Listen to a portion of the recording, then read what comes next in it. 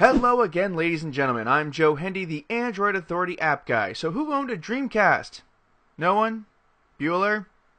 Well, I sure did, and one of the best games for it was Crazy Taxi. Sega has now brought that game to Android, and we're going to take a closer look at it.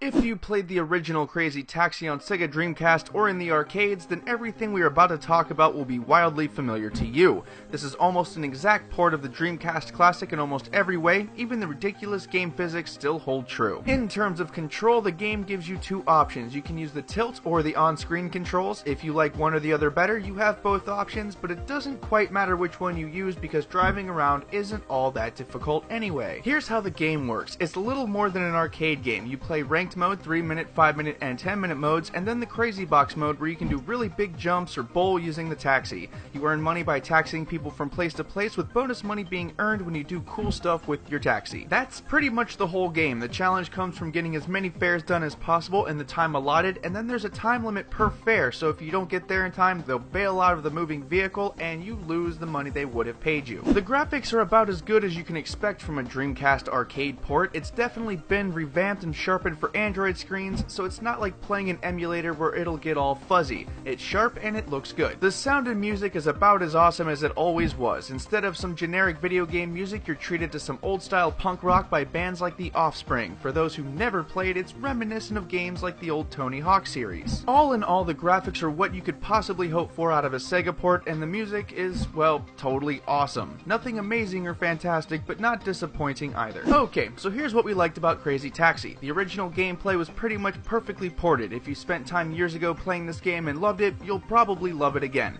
Thankfully, Sega understood what makes the game great to begin with and kept all of those elements. The music in this game is awesome if you're into that sort of music. The graphics aren't bad either, considering what Crazy Taxi is and where it came from. It won't win any awards, but you can definitely tell what's going on, and it's definitely enjoyable. It's a simple game. There isn't much to learn aside from the controls. Once you get those down, the game is really easy to play, so there's no ridiculous learning curve, and it's not really difficult to begin with.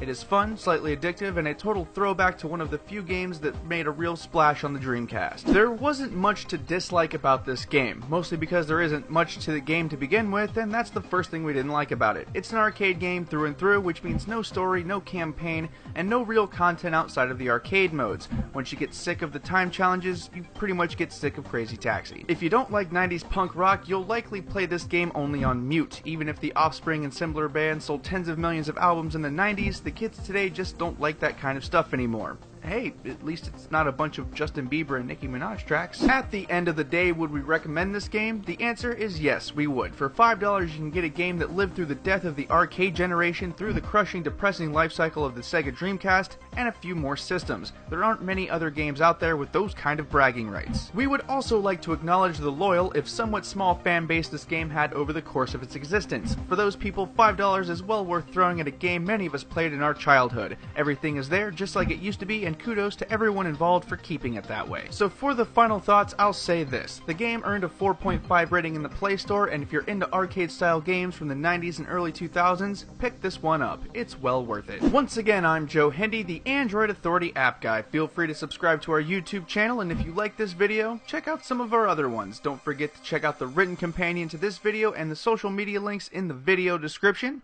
Thanks for watching, and have a wonderful day.